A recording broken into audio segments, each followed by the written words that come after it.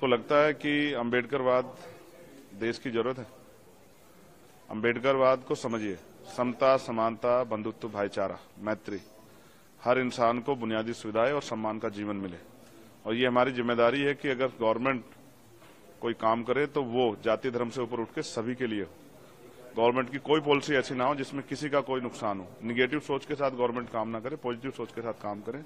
देश की आजादी के इतने साल बाद भी अगर लोग लंबे समय से बुनियादी सुविधाओं से वंचित हैं तो इसके लिए सरकारें जिम्मेदार हैं। अब वो बुनियादी सुविधाओं पर बात भी होगी और नए अवसर कैसे तैयार हों। देश का नौजवान सड़कों पर है, बेरोजगार है, देश का किसान परेशान है, न्यूनतम मजदूरी नहीं मिल रही है और ना ही रोजगार है लोगों पे। लोग सुबह उठ के जाते हैं बिकने के लिए, लेकिन कोई खरीदने वाला नहीं होता, क्योंकि देश में 80 करोड़ से ज्यादा लोग ऐसे हैं जो हैंड टू माउथ है। अभी सबके लिए काम करना है। महिला सशक्त हों और सुरक्षित हों। दिल्ली में भी महिलाएं सुरक्षित नहीं है। उन महिलाओं को फील कराना है कि वो भी इस देश में बराबर की इज्जत के साथ जिए। अभी तो सरकार ने सब झूठे वादे किए हैं।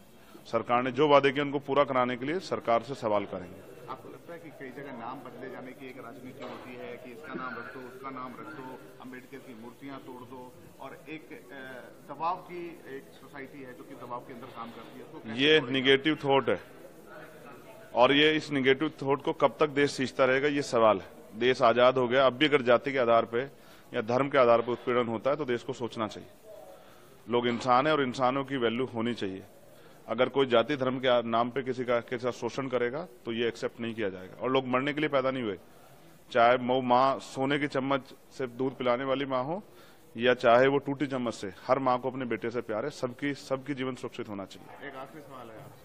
मेरे जैसे बहुत सारे लोगों की जरूरत है और मैं प्रयास करूंगा आजाद समाज पार्टी के जरिए वो पार्लियामेंट में आए। एक आखिरी सवाल है। प्रधानमंत्री मोदी कहते हैं कि ईवीएम में किसी ने दोष नहीं दिया इस बार के रिजल्ट में। आपको लगता है कि ईवीएम में कुछ गड़बड़ी है या फिर ऑपोजिशन का एक बहुत बड़ा चिन्ह है ईवीएम?